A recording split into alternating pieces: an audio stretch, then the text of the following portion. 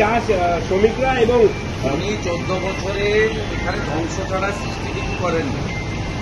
এই মুখ্যমন্ত্রীর সময়ে, তৃণমূলের সময়ে জুট ইন্ডাস্ট্রি শেষ হয়েছে, ছোট ছোট সব ইন্ডাস্ট্রি, ডাবর থেকে বিস্কুট বন্ধ হয়েছে, টাটাকে তাড়িয়েছেন।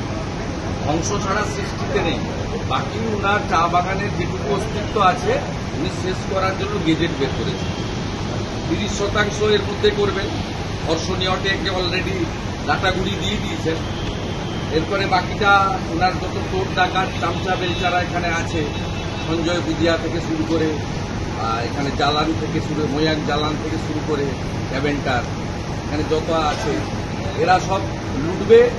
আর ওখানকার গরিব চা শ্রমিকরা, মূলত জনজাতি আদিবাসী, গোর্খা নেপালি, রাজবংশী, তারা শেষ হবে। ইতিমধ্যে কয়েক হাজার উটি কেরালা চলে গেছে, কয়েক হাজার আসামে চলে গেছে।